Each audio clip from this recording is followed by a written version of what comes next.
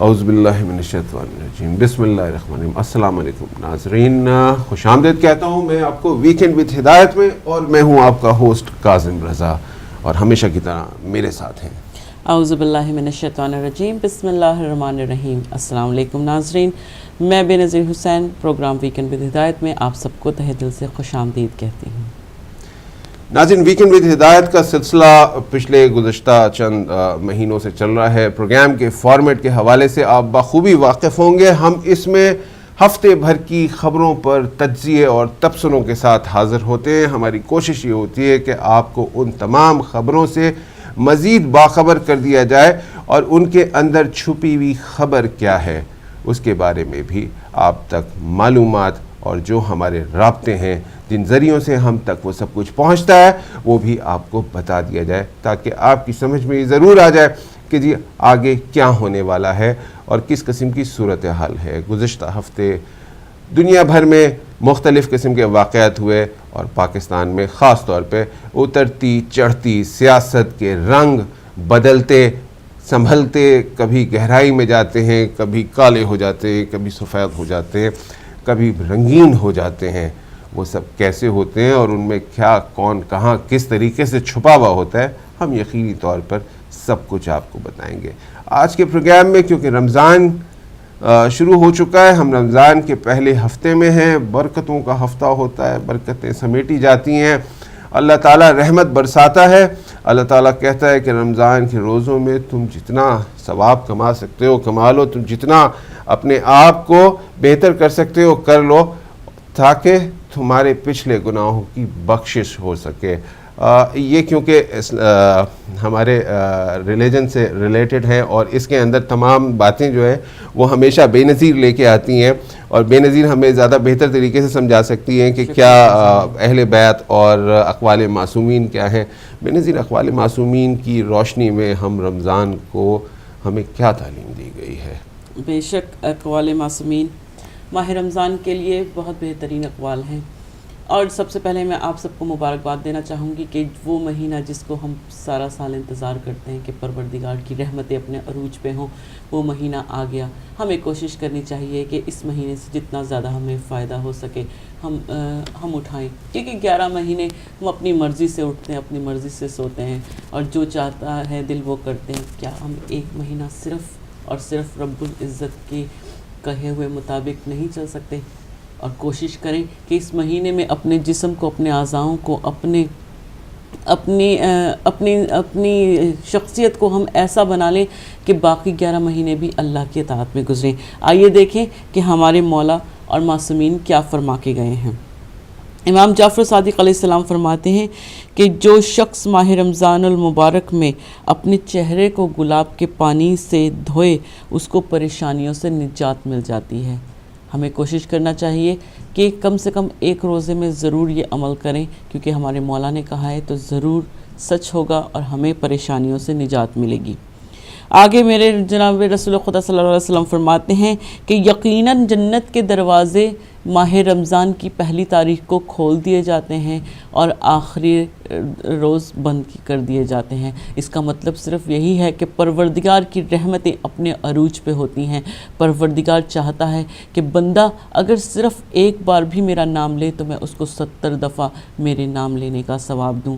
مطلب اللہ میاں کی جو رحمتیں ہیں، ہم چاہتے ہیں کہ پروردگار کی رحمتیں ہم پہ نازل ہوں، تو یہ وہ مہینہ ہے جب پروردگار خود اپنے بندوں کو پکار رہا ہے کہ آؤ، میں جیسے وہ کہتے ہیں نا کہ سیل لگی ہوئی ہوتی ہے، کہ اللہ میاں کا صرف ایک بار بسم اللہ کہہ دیں گے اگر آپ، تو پروردگار اتنا رحمان ہے کہ وہ آپ کو 70 بار بسم اللہ کہنے کا ثواب دے گا۔ کتنا رحمان ہے ہمارا پروردگار کہ ہم اگر روزے میں سو بھی جائیں تو پروردگار ہم کو سونے کا بھی ثواب دیتا ہے۔ ہماری سانسیں جو دن رات چل رہی ہیں، جن کی ہم لوگ گنتی بھی نہیں کر سکتے، پروردگار ہر سانس کے بدلے میں ہمیں ثواب دے رہا ہے۔ کتنا رحمان ہے۔ آگے ہمارے رسول خدا صلی اللہ علیہ وسلم فرماتے ہیں کہ ماہ رمضان کے استقبال کے لیے پورے سال تک جنت کو آرائش اور ذبائش دی جاتی ہے۔ جب ماہ رمضان کی چاند رات آتی ہے تو عرش کے نیچے سے ایک ہوا چلتی ہے جس کو مبشرہ کہا جاتا ہے. مبشرہ کا مطلب ہے بشارت دینے والی. اس ہوا سے جنت کے درختوں میں حرکت پیدا ہوتی ہے اور ایسی بہترین موسیقی پیدا ہوتی ہے کہ جس سے پہلے آپ نے اتنی خوبصورت موسیقی نہ سنی ہو. بہترین. آگے امام محمد باقر علیہ السلام فرماتے ہیں جب ہلال چاند ماہ رمضان نمودار ہوتا ہے تو کبرا روح ہو کر اپنے ہاتھ اٹھا کر پروردگار سے دعا کرو اور کہو کہ یا اللہ اس ماہ کو گزارنا امن و امان سے اور سلامتی سے. تو مطلب ہمارے پانچویں امام فرماتے ہیں کہ جب بھی ماہ رمضان کا چاند دیکھو یا ماہ رمضان میں جب بھی تمہارے پاس موقع ہو قبلہ رو کھڑے ہو کر اللہ سے دعا کرو، اپنے لیے بھی، اپنے سارے مسلمان برادروں کے لیے بھی اور بہنوں کے لیے بھی، سب کے لیے کہ پروردگار یہ مہینہ سب کے لیے امن و امان کے لیے گزرے. اور خاص طور سے جس طرح کے حالات آج کل جا رہے ہیں، ہمیں اپنے ساتھ ساتھ اپنے ان مسلمان بہن بھائیوں کو نہیں بھولنا چاہیے جو اس وقت ظلم کا شکار ہو رہے ہیں. یہاں پر شیخ صدوق فرماتے ہیں کہ رسول خدا رمضان میں بہت زیادہ صدقہ خیرات دیا کرتے تھے، لیکن ان کو جو حق رکھتے ہیں ان کو نہیں جو ان کو ہم اپنی مرضی سے دے دیں. اور کہتے تھے کہ حضرت رسول خدا فرمایا کرتے تھے اور مسجد نبوی میں بیٹھ کر کہا کرتے تھے کہ اے مسلمانوں جا کر چاہے 2 رکعت نماز پڑھو، اس کا اجر بھی پروردگار عالم تمہیں 1000 رکعتوں سے بھی زیادہ بڑھ کر دے گا. تو ناظرین، جیسا کہ آپ نے دیکھا کہ یہ وہ رمضان کا مہینہ ہے جہاں پر معصومین نے بہت زیادہ عبادت کرنے کو کہا ہے. ہمیں کوشش کرنی چاہیے کہ ہماری زبان سے، ہمارے اعضاء سے یا ہمارے کسی بھی عمل سے ایسا کوئی بھی عمل نہ ہو کہ جس کی وجہ سے پروردگار یا معصومین یا ہمارے جاننے والوں میں ہی کسی کو ہم نقصان پہنچائیں یا کسی کی دل آزاری کریں. تو یہاں پر وقت ہوا جاتا ہے قاسم بھائی کے کالم کا. چلتے ہیں قاسم بھائی کے کالم کی طرف. ماشاءاللہ، سبحان اللہ، شکریہ. بہت خوبصورت بیان کیا آپ نے اور بہت ہی اچھا. حالانکہ میں ابھی بھی میری تربیت جاری ہے اور ہم سب کی تربیت جاری ہے. میں کیونکہ بالکل بے شک، اور میرے لیے خوش نصیبی ہے کہ میں ایک اور پروگرام حجت الاسلام مولانا قبلہ عباس عابدی صاحب کے ساتھ بھی کیجئے سوال میں ہوتا ہوں اور اس میں بہترین تربیت ہو رہی ہے، بہترین جوابات ہوتے ہیں اور بہت اچھے طریقے سے چیزیں سمجھ میں آتی ہیں. مگر کیونکہ صحافی ہوں، تھوڑا سا لیفٹ کا ہوں، چیزوں کو اور بھی طریقے سے دیکھتا ہوں. رب العالمین فرماتا ہے کہ میں نے اس مہینے میں تمہاری سانسوں کو بھی عبادت میں گننا شروع کر دیا ہے. تمہارا ہر عمل جو ہے وہ عبادت ہے. تمہارا چلنا، اٹھنا، بیٹھنا، سانس لینا، دیکھنا، بات کرنا، سب کچھ عبادت ہے. اس کی رحمتیں بے انتہا برس رہی ہوتی ہیں. ہر بات پہ آپ کو نیکی اور ثواب اور آپ کے پچھلے گناہوں کو کم کیا جا رہا ہوتا ہے. لیکن ان لوگوں کا کیا کیجئے جو اس مہینے بھی اپنا کاروبار جما کے رکھتے ہیں. جو ایک شیطان تو بند ہو جاتا ہے، اس کو بند کر دیا جاتا ہے کیونکہ وہ انسان نہیں ہے اور پھر انسان کھلے عام گھومنے لگتا ہے اور وہ لوٹنا شروع ہو جاتا ہے. ان کو کوئی نہیں روکنے والا ہوتا ہے. ناظرین، ہم دیکھتے ہیں، آپ دیکھیں چاروں طرف یلغار ہے چیریٹیز کی، چاروں طرف ایک بھرمار ہے چیریٹیز کی. کوئی آپ سے بیواؤں کے نام پہ چیریٹی مانگ رہا ہے، کوئی آپ سے یتیموں کے نام پہ چیریٹی مانگ رہا ہے، کوئی آپ سے غربت، بھوک، افلاس، ننگ، تعلیم نہیں ہے، کوئی آپ سے جو ہے وہ اب یہاں تک یہ ہو گیا ہے کہ اب وہ آپ سے چیریٹی مانگنا شروع ہو گئے ہیں کہ ہم مدینہ اور مکہ میں لوگوں کو افطاری کروا رہے ہیں، سحری کروا رہے ہیں. یہاں میری کسی سے کوئی اختلاف نہیں ہے، لیکن یہاں پہ یہ ضرور میں کہوں گا کہ خدا کے لیے جہاں پہ رب العالمین نے اس مہینے کو رحمتوں برکتوں کا مہینہ کہا ہے، جہاں پہ رب العالمین نے یہ کہا ہے کہ میں تمہارے پچھلے تمام گناہ بخش دوں گا تمہیں جو ہے وہ، اگر تم میری طرف آؤ، اگر تم یہ مہینہ میرے لیے رکھو، اس مہینے تم مجھے براہ راست مجھ سے مخاطب ہو، کم سے کم اس مہینے کا احترام کرتے ہوئے ہم کچھ تو بہتر کر لیں، ہم کچھ تو سمجھ لیں، ہم اس کے نام کے ساتھ تو کاروبار نہ کرنا شروع ہو جائیں، ہم اس کے نام کی روٹی تو نہ کھانا شروع ہو جائیں. ہم ان بیواؤں، یتیموں، غریبوں، مسکینوں، پیاسوں، بیماروں کا کے نام پہ لیا ہوا مال تو نہ کھانا شروع ہو جائے. ہم میں سے نہیں جانتا کہ اس کی کتنی پرسنٹیج جو ہے وہ لگائی جاتی ہے ان افیکٹڈ لوگوں پہ جن کے نام پہ یہ چیریٹیز مانگی جاتی ہیں.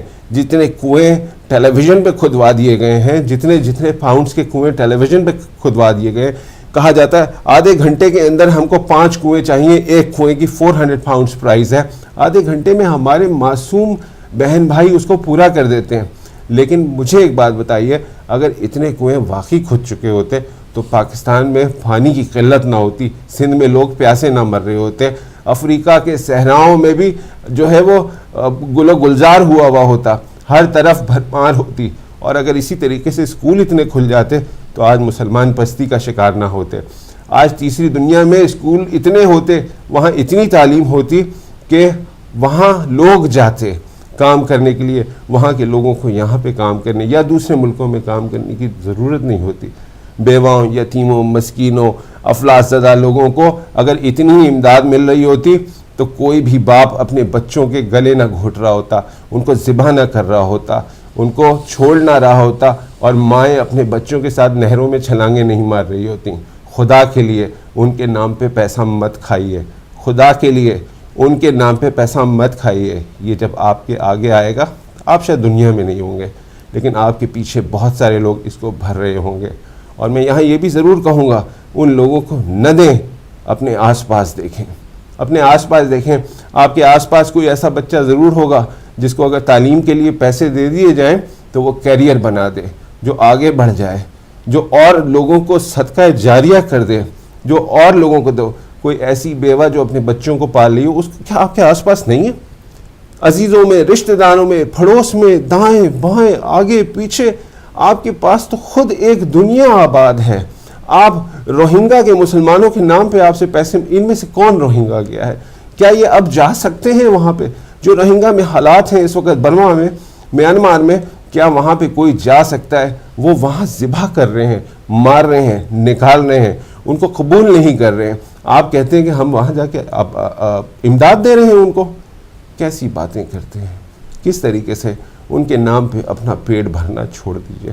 اور میں یہاں یہ ضرور کہوں گا, کام ہوتا ہے صحافت کا, ہم سٹوری بتا دیتے ہیں, سٹوری کیا کہ سیاق و سباق سمجھا دیتے ہیں, اس کے انسائڈ سٹوری بتا دیتے ہیں. اس کے اوپر کام ہونا, اس پہ عمل ہونا, یہ عوام کا کام ہوتا ہے یا ان اداروں کا کام ہوتا ہے جو اس کو آگے پیچھے دیکھ رہے ہوتے ہیں, جن کو چاہیے کہ اس کو روک دیا جائے. میڈیا ہر وہ چیز بیچتا ہے جس پہ اس کو منافع ہو جاتا ہے, ایسا ہی ہے نا. اور چاہے وہ کہیں کا بھی میڈیا ہو, اس نے یہی کام کرنا ہوتا ہے, چاہے وہ پاکستانی میڈیا ہو, چاہے وہ انٹرنیشنل میڈیا ہو, چاہے کوئی بھی میڈیا ہو, اس نے یہی کام. اور پاکستانی میڈیا کسی سبب جان تو دے دے گا, مگر خبروں کی قلت سے کبھی بھوکا نہیں مرنے کا. جب تک سیاسی بات کر لیتے ہیں, جب تک زرداری, نثار علی, خواجہ آصف سلامت ہے, میڈیا کو مسالوں کی کیا کمی ہے. جب سے مسٹر ریکنسیلیشن پھٹے ہیں, ان کے بیان میں سے بوٹیاں چن چن کر سب کھا رہے ہیں, ہر ایک کے مزے لگے ہوئے ہیں, ہر کوئی دوڑ پڑا ہے. کچھ پاکستانیت کے سرٹیفکیٹ کے پنکھے سے انگارے جھل رہے ہیں, تو کچھ مسٹر ریکنسیلیشن کے ساتھ مل کر مٹھائی کھا رہے ہیں. ہمیں یہ سب دیکھنا پڑ رہا ہے. اور کچھ ان کے بیان کو سلاخ میں پرو کر باربیکیو بنانے کے چکر میں ہیں.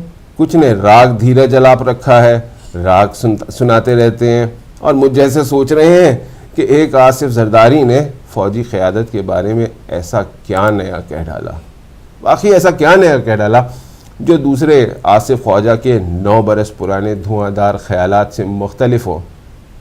آصف زرداری کے بیان سے زیادہ خواجہ صاحب کی جانب سے مذمت کا لطف بھی اٹھا رہا ہوں کہ خود کچھ کہا تھا, آج مذمت کر رہے ہیں. ایک نے فوجی قیادت کو رگیدا تو وزارت دفاع نے جو کہا کہ نہیں جی ایسا نہیں ہونا چاہیے, اور سب تھو تھو کرنے لگے. دیگر ان میں عمران خان بھی آصف زرداری کے بیان کی مذمت میں لگے ہوئے. کیا عمران خان بھول گئے کہ کارکنوں کی ایک میٹنگ میں انہوں نے کیا کہا تھا, انہوں نے کس طریقے سے سب کچھ کہا تھا, جنرلوں کی نفسیات پر کیا حقہ روشنی ڈال رہے ہیں.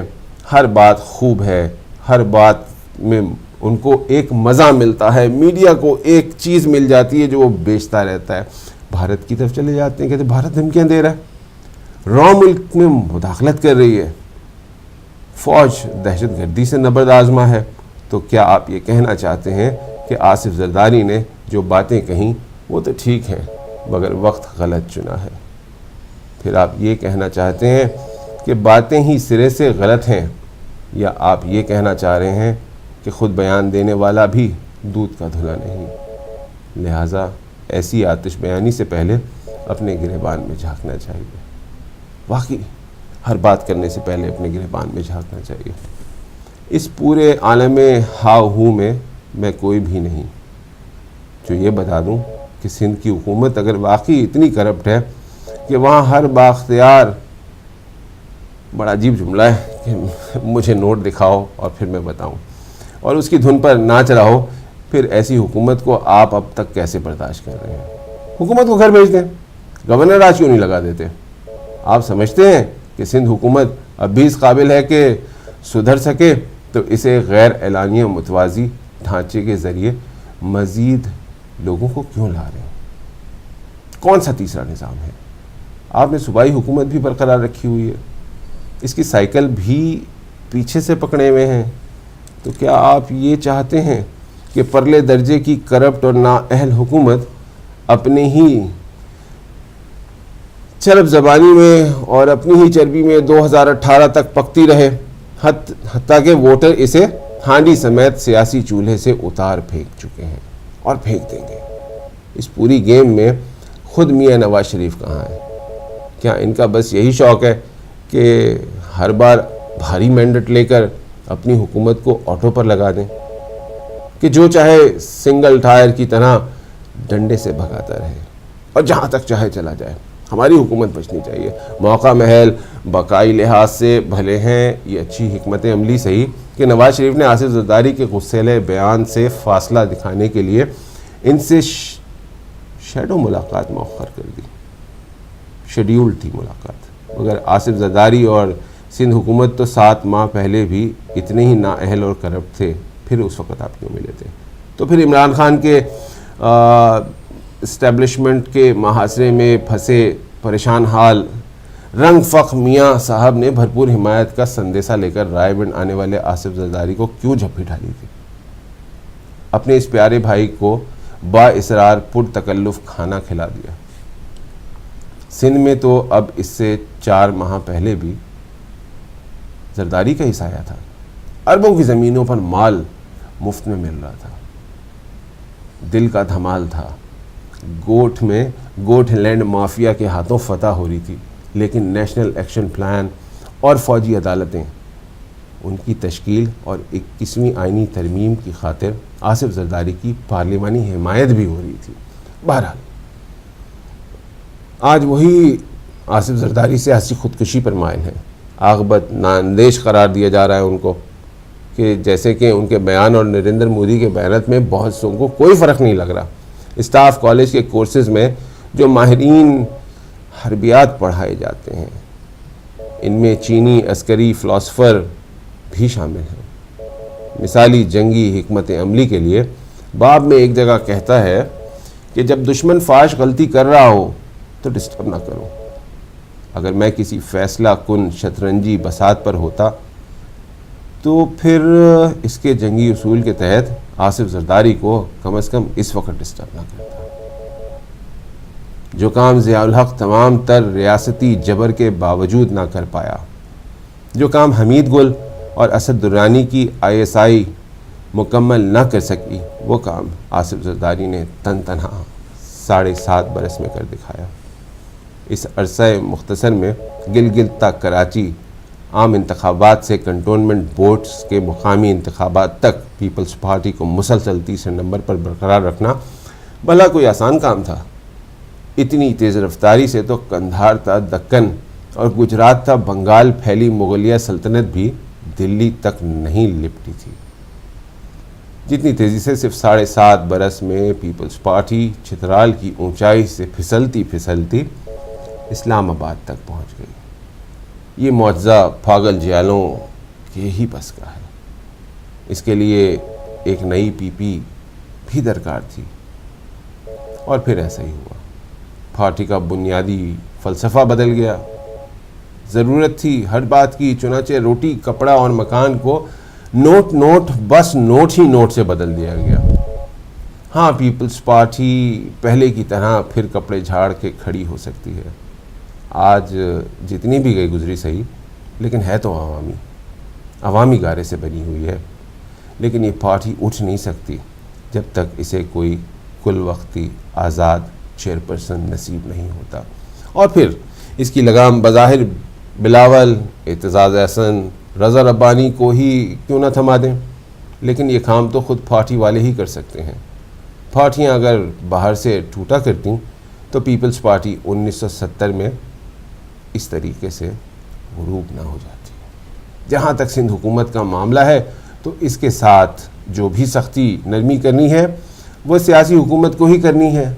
ورنہ اگر سندھ حکومت کی اینٹ سے اینٹ کسی نادیدہ غیر سیاسی ہتھوڑی سے یہ سوچ کے نکالی گئی کہ ایک اینٹ نکلنے سے بھلا دیوار کو کیا فرق پڑے گا، تو پھر اس کار ذہانت سے پہلے کسی بھی راہ چلتے مستری سے یہ ضرور پوچھ لیجیے گا کہ بارشوں کے موسم میں غلط جگہ سے جب ایک اینٹ نکالی جائے تو دیوار کا کیا ہوتا ہے.